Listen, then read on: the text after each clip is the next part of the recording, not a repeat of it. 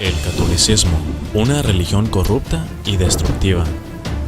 La Iglesia Católica Romana es la iglesia cristiana más grande en el mundo, con aproximadamente 1.3 billones de miembros. La primera iglesia fue fundada por Jesús en el Nuevo Testamento en el año 33 DC. En los años 300, el emperador romano Constantino comenzaba a interesarse por este grupo de personas, conocido como la Iglesia de Cristo. Y en el año 313, aprobó el Edicto de Milán que puso fin a la persecución contra los cristianos, por lo que el gobierno romano comenzó a ganar mucha influencia con los ancianos de la Iglesia. Esta nueva relación permite una reunión entre los ancianos de la Iglesia y los funcionarios romanos. La reunión tuvo lugar en el año 325 y la historia llama a este evento el Concilio de Nicea. Esta denominación recién creada tomó una palabra latina, católica, que se traduce como universal, y estableció una jerarquía muy similar a la del gobierno romano. Tomaron literalmente el ejemplo del gobierno romano y construyeron una iglesia basada en ese modelo, para convertirse en lo que se conoce hoy en día. Con el tiempo, la Iglesia Católica comenzó a agregar doctrinas y libros hechos por el hombre a la Biblia. La Biblia Católica es corrupta. La Biblia Católica está compuesta por 46 libros del Antiguo Testamento y 27 libros del Nuevo Testamento, por un total de 73 libros. La Biblia de los protestantes tiene 39 libros del Antiguo Testamento, de acuerdo con el canon judío de la Biblia hebrea, y 27 libros del Nuevo Testamento, para un total de 66 libros. La Biblia católica, que incluye 7 libros deuterocanónicos como parte del Antiguo Testamento: Tobías, Judith, Sabiduría, Eclesiástico, Baruch, Primera y Segunda de Macabeos. Los libros adicionales en la Biblia católica se conocen como los libros apócrifos, que se escribieron entre los tiempos de Malaquías y Jesús. Eso es muy importante porque es posterior al momento en el que se completó el Antiguo Testamento. De hecho, es un periodo conocido comúnmente como los 400 años de silencio, porque ningún profeta de Dios escribió durante este tiempo. La palabra apócrifo significa oculto, que se considera no canónico. Es importante conocer la definición de la palabra canon. Canon en griego significa un dispositivo de medición, no muy diferente de la forma en que usamos la palabra hoy. La palabra canon ahora se refiere a un libro inspirado por Dios y pertenece a la Biblia. Existen 11 libros deuterocanónicos. La Iglesia Católica declaró que 7 de estos libros son canónicos en su Concilio de Trento. Sin embargo, el protestantismo los rechaza. ¿Por qué la Iglesia Católica defiende los apócrifos?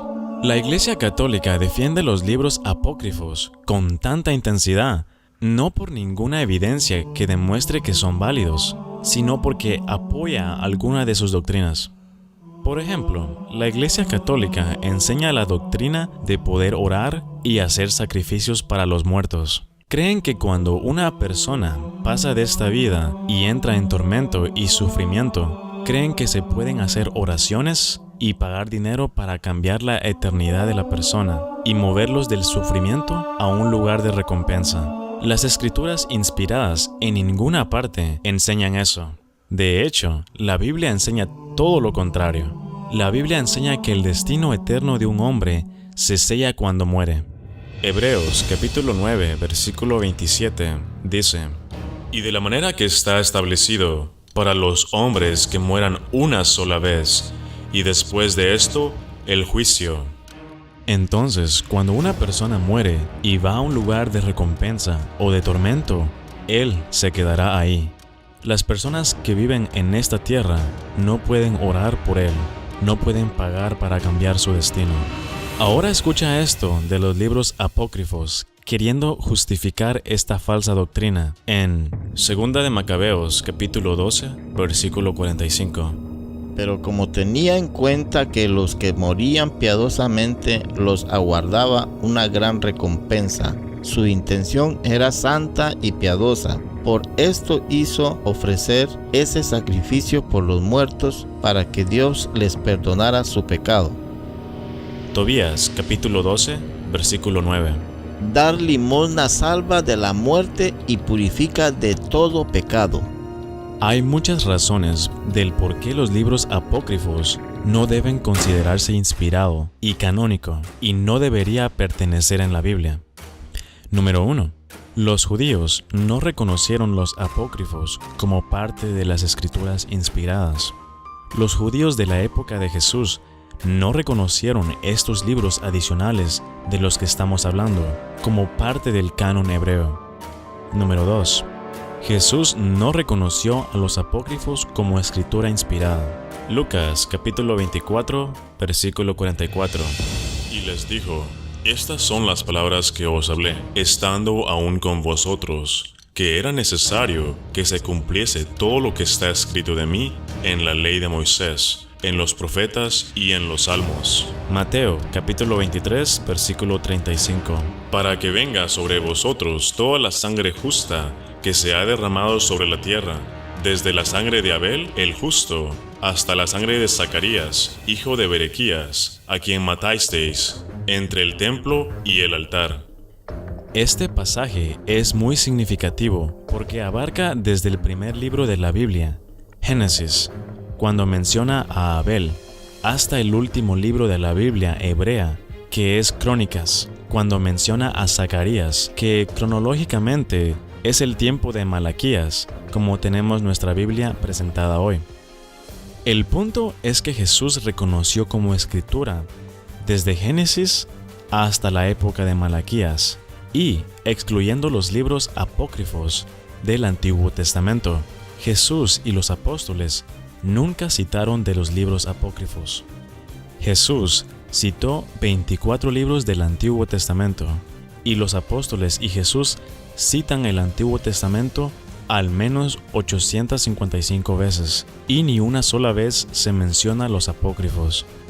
Esa es una buena indicación de que ni Jesús ni los apóstoles consideraron que los apócrifos eran inspirados. El Nuevo Testamento en ninguna parte valida los apócrifos. Hay algunos pasajes y personajes que sabemos que son genuinos debido a su inclusión en el Nuevo Testamento.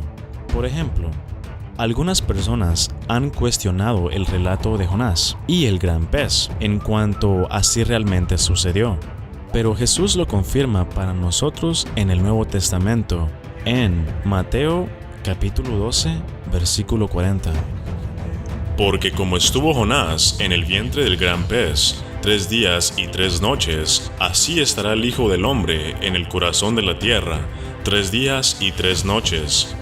Algo muy interesante es que de las muchas referencias en el Nuevo Testamento al Antiguo Testamento, no hay una sola referencia a los apócrifos, y ninguna de las referencias validan o dan credibilidad a los apócrifos como inspirados por Dios. Los apócrifos están llenos de errores históricos, cronológicos y geográficos y errores morales. Algunos ejemplos de inexactitudes históricas en los apócrifos. Tobías, capítulo 1, versículo 4.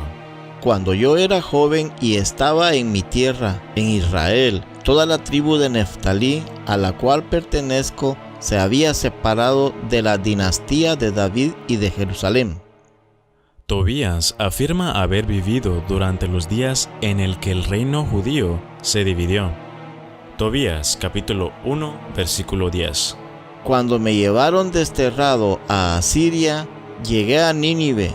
Todos mis parientes y los demás israelitas comían los mismos alimentos que comen los paganos. Más tarde, afirma haber sido llevado al cautiverio asirio, pero estos dos eventos estuvieron separados por más de 200 años, lo cual son 43 más de lo que Tobías supuestamente vivió. Judith, capítulo 1, versículo 1.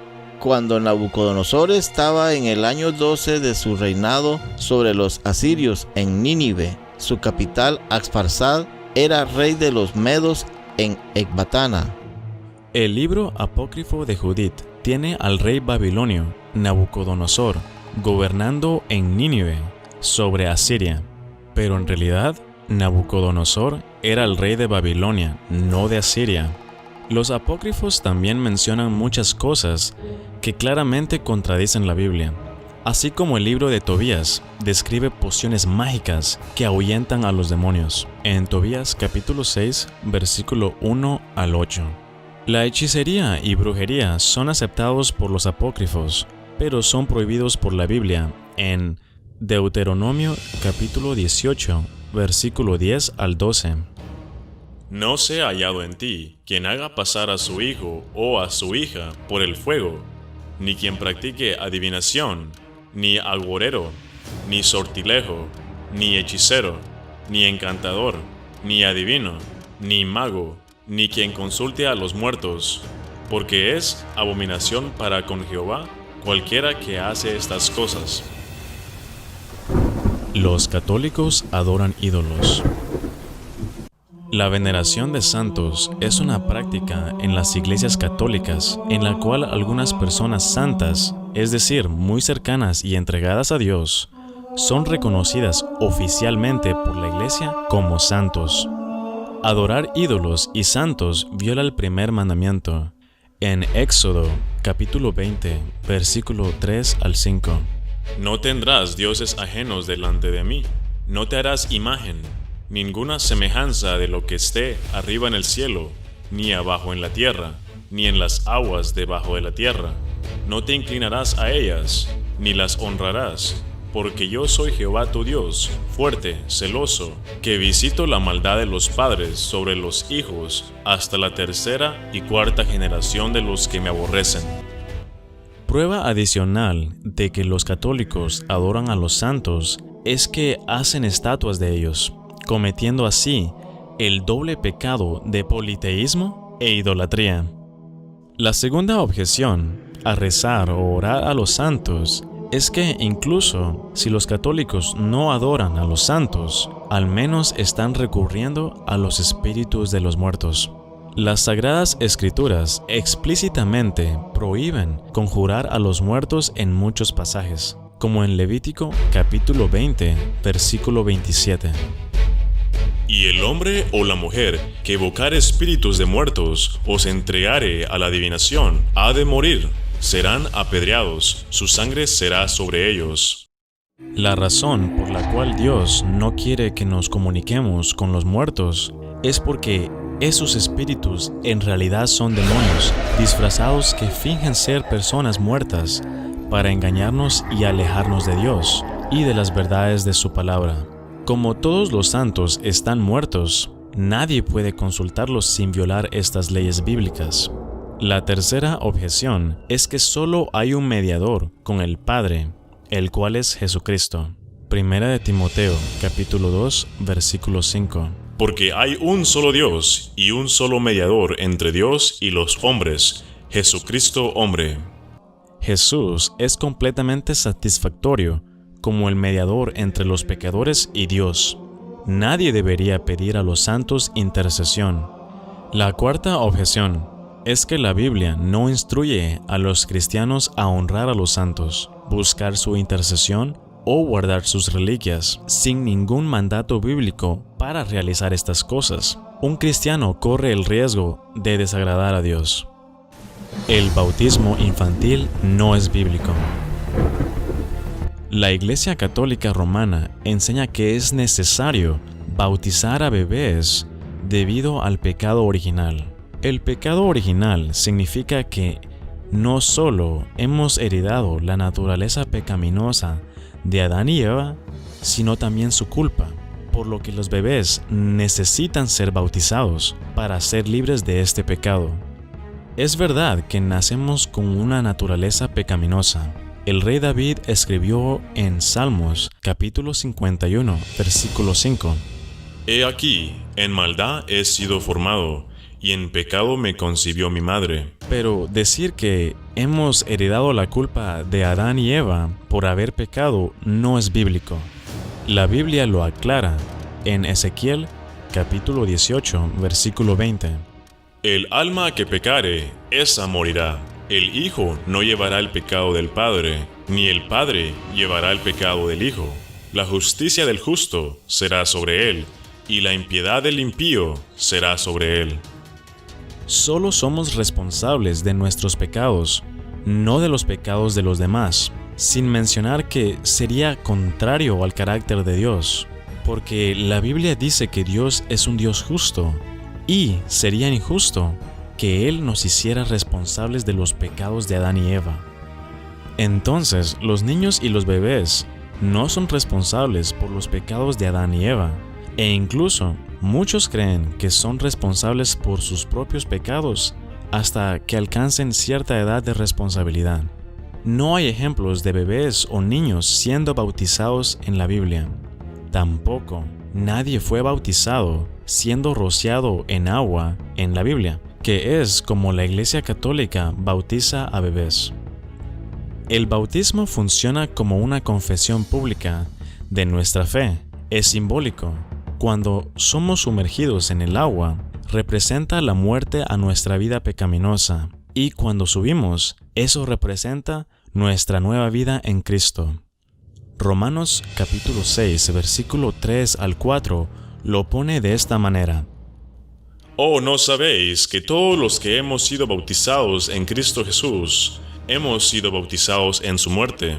Porque somos sepultados juntamente con Él para muerte por el bautismo, a fin de que como Cristo resucitó de los muertos por la gloria del Padre, así también nosotros andemos en vida nueva. Un bebé no puede hacer ese compromiso. Es por eso que solo hay ejemplos de adultos siendo bautizados en la Biblia, porque son lo suficientemente maduros para entender eso. El Papa no es el líder de la Iglesia. Los católicos basan su creencia de liderazgo del Papa en Mateo capítulo 16, versículo 18.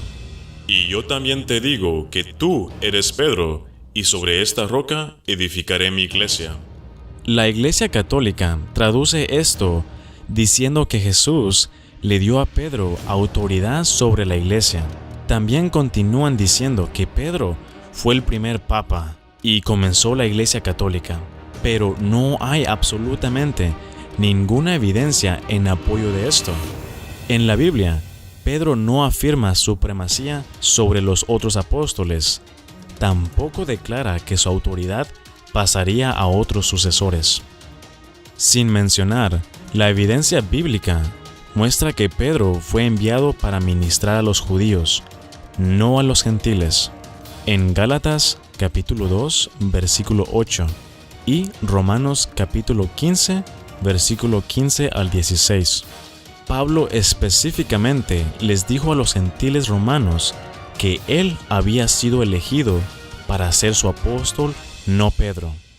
Entonces, ¿a qué se refería Jesús cuando dijo que tú eres Pedro y sobre esta roca edificaré mi iglesia? En realidad, Jesús estaba hablando de sí mismo como la roca sobre la cual se edificaría la iglesia, no Pedro. Y hay muchas citas bíblicas que identifican a Jesús como la roca. Deuteronomio capítulo 32, versículo 4, Efesios capítulo 2, versículo 20 y Primera de Corintios capítulo 10, versículo 4. Dice: Y todos bebieron la misma bebida espiritual, porque bebían de la roca espiritual que los seguía, y la roca era Cristo. Y Colosenses capítulo 1, versículo 18, afirma que Jesús es la cabeza de la iglesia, no el Papa. Los católicos adoran a María. Los católicos consideran a María Virgen, santa, un ser divino sin pecado. Ellos creen que necesitan orarle porque fue la madre de Jesús y porque está más cerca de Él y sería más probable que Dios responda a tu oración. Básicamente, se le considera una mediadora. Si piensas que espiritualmente necesitas orarle a María porque ella tiene una relación más íntima y cercana con Jesús que tú, entonces estás equivocado, porque Mateo capítulo 12, versículo 46 al 50 dice: Mientras él aún hablaba a la gente, he aquí su madre y sus hermanos estaban afuera y le querían hablar. Y le dijo uno: He aquí tu madre y tus hermanos están afuera y te quieren hablar. Respondiendo él al que le decía esto, dijo: ¿Quién es mi madre y quiénes son mis hermanos?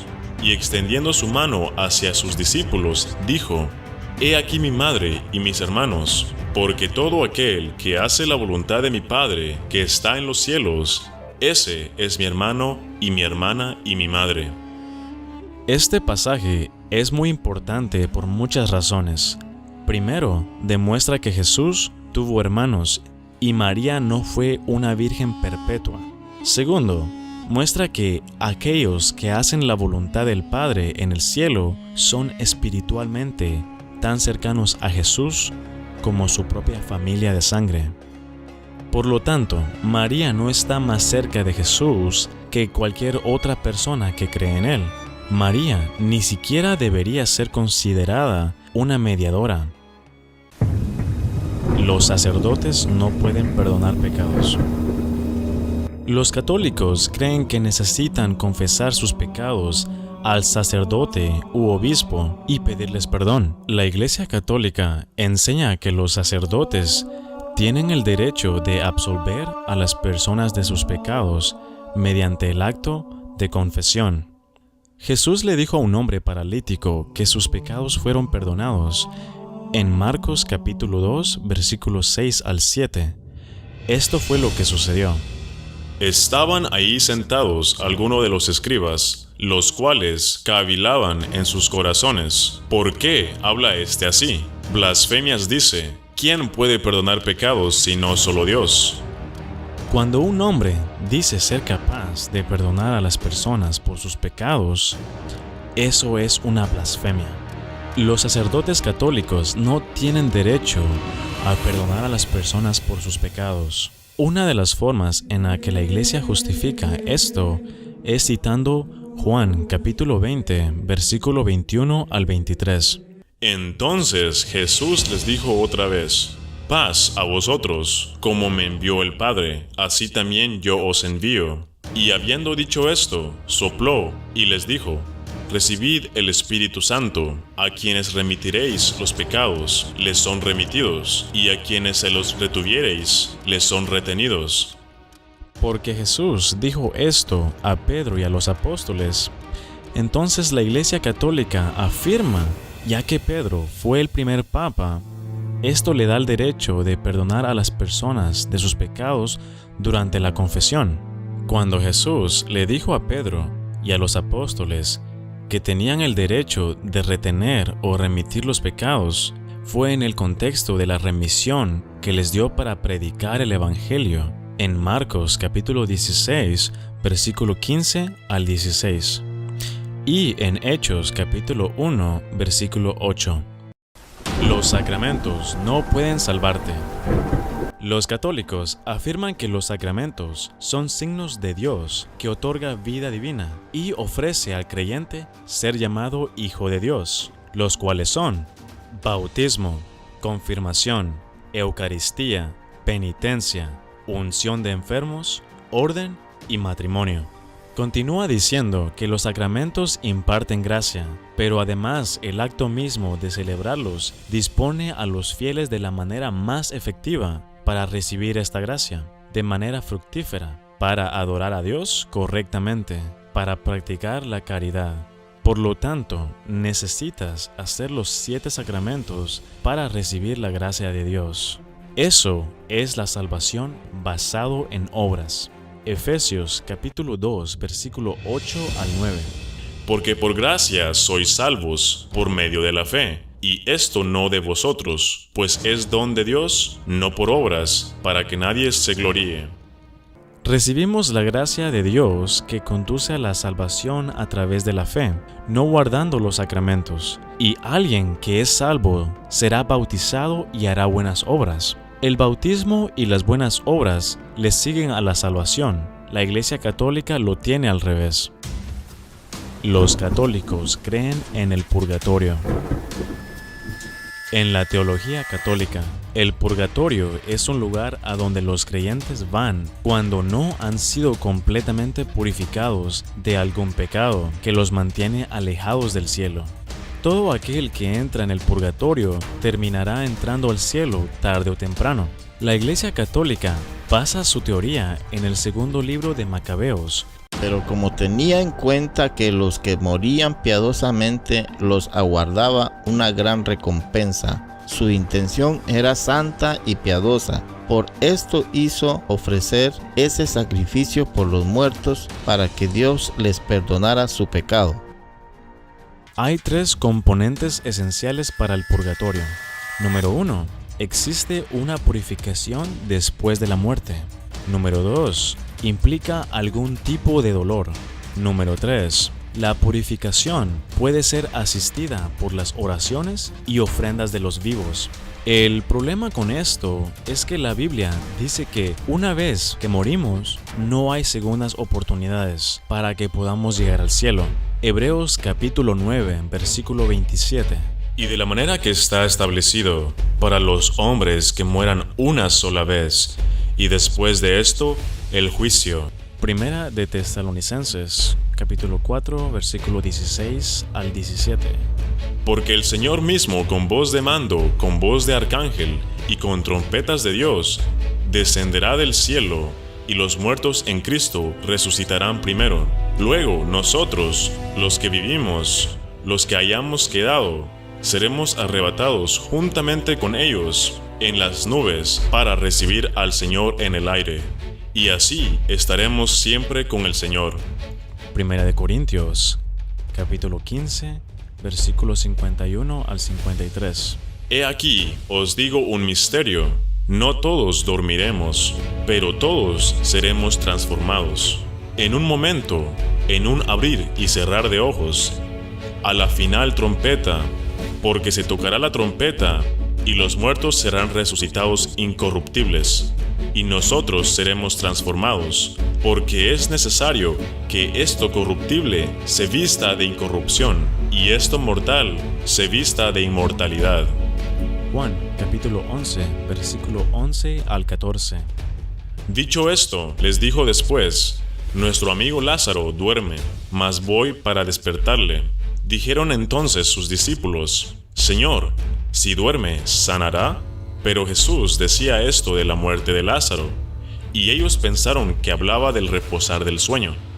Entonces Jesús les dijo claramente: Lázaro ha muerto. El purgatorio no se encuentra en la Biblia, solo en los libros apócrifos, y creer en el purgatorio puede llevar a la gente a creer que no es necesario arrepentirse de todos sus pecados, porque serán limpiados de ellos en el purgatorio antes de entrar al cielo. La Iglesia Católica acepta la homosexualidad.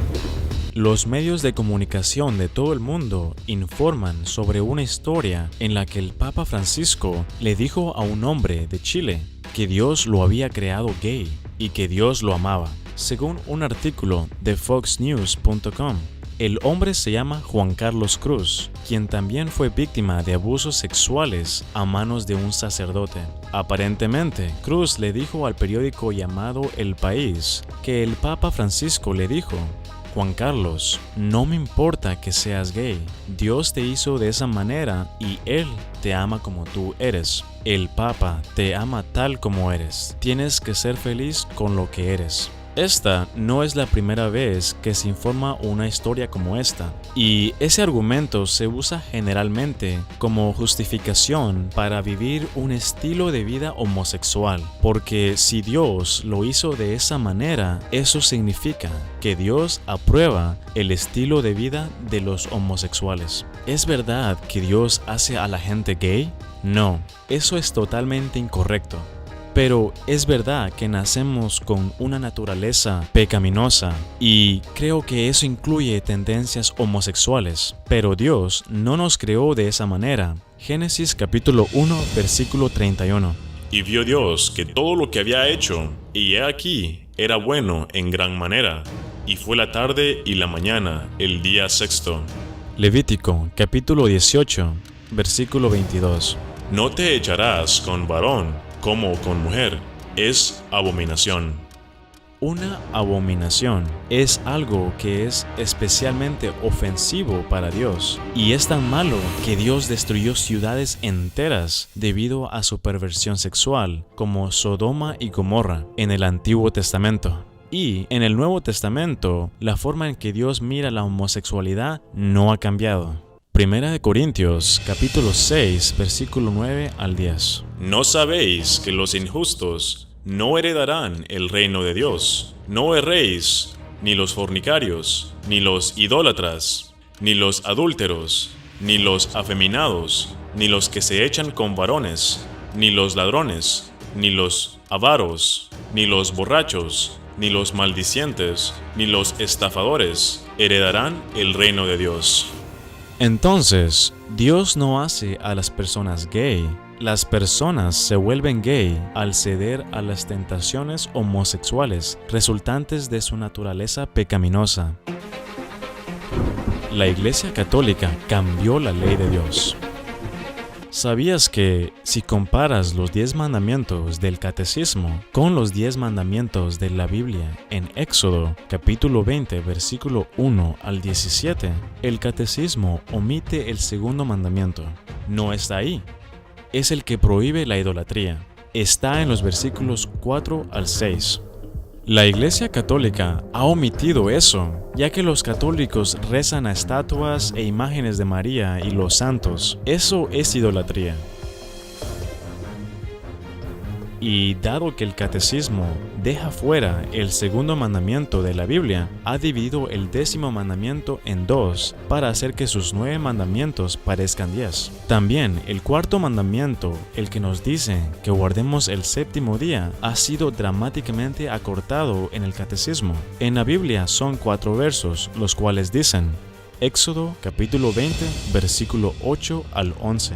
Acuérdate del día de reposo para santificarlo. 6 días trabajarás y harás toda tu obra, mas el 7º día es reposo para Jehová tu Dios. No hagas en él obra alguna, tú, ni tu hijo, ni tu hija, ni tu siervo, ni tu criada, ni tu bestia, ni tu extranjero que está dentro de tus puertas, porque en 6 días hizo Jehová los cielos y la tierra, el mar y todas las cosas que en ellos hay, y reposó en el 7º día. Por tanto, Jehová bendijo el día de reposo y lo santificó.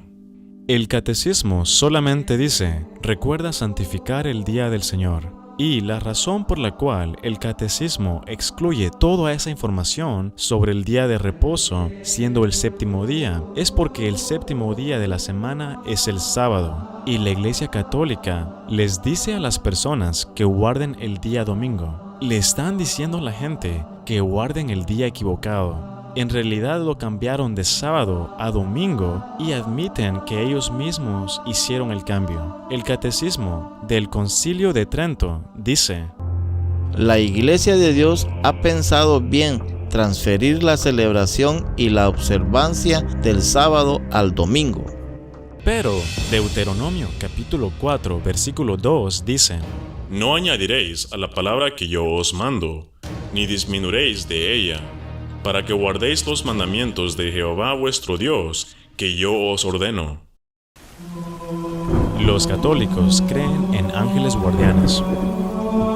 La doctrina de los ángeles guardianes dice que Dios asigna un ángel a las personas para guiarlos, protegerlos y dirigirlos. Los católicos creen que cada persona, buena o mala, tiene un ángel guardián. La Biblia sí enseña que hay ángeles que guardan a los hijos de Dios, pero no enseña que hay ángeles guardianes. Por ejemplo, en Daniel capítulo 6, versículo 20 al 22, Daniel fue rescatado del foso del león por un ángel. En Hechos capítulo 5, versículo 17 al 21, los apóstoles fueron rescatados de la prisión en Jerusalén por un ángel también. Entonces, ¿cuál es la diferencia entre los ángeles guardianes y los ángeles que guardan? Para saber eso, tenemos que considerar algunas objeciones lógicas y bíblicas a la doctrina de los ángeles guardianes. Objeción número 1. Es irracional. Si fuera cierto que cada persona tiene un ángel guardián, entonces, ¿por qué la gente se lastima, se enferma o muere? La verdad es que en la Biblia, los ángeles nunca fallaron en la tarea que Dios les asignó. Si alguien se lastimó, ¿falló su ángel guardián? Eso sería ilógico. Número 2. Tampoco es bíblico. No hay un claro apoyo de las Escrituras para la doctrina de los ángeles guardianes. Los católicos dicen el concepto de un ángel asignado para guiar y nutrir a cada ser humano es un desarrollo de la doctrina católica y la piedad basada en las Escrituras, pero no directamente extraídas de él. Número 3. Otra objeción es que viola el libre albedrío del ser humano. ¿Cómo podríamos ser realmente libres, como enseña la Biblia, si los ángeles nos manipulan subconscientemente todo el tiempo? Bueno, simplemente no seríamos libres. El Papa cree en la teoría de la evolución. De acuerdo con este video en la página web Washington Post, con el título El Papa Francisco dice que la evolución es real y que Dios no es un mago. El Papa Francisco dice que la teoría del Big Bang no contradice la intervención creativa de Dios, al contrario, lo requiere. L'inizio del mondo non è opera del caos che deve a un altro la sua origine, ma deriva direttamente da un principio supremo che crea per amore. Il Big Bang, che oggi si pone all'origine del mondo, non contraddice l'intervento creatore divino, ma lo esige. L'evoluzione nella natura non contrasta con la nozione di creazione, perché l'evoluzione presuppone la creazione degli esseri che si evolvono. La evolución es una imposibilidad científica, sin mencionar que leer los 2 primeros capítulos de Génesis solo debería ser suficiente para mostrar que la evolución es incompatible con la Biblia. Toma el primer capítulo de Génesis, por ejemplo.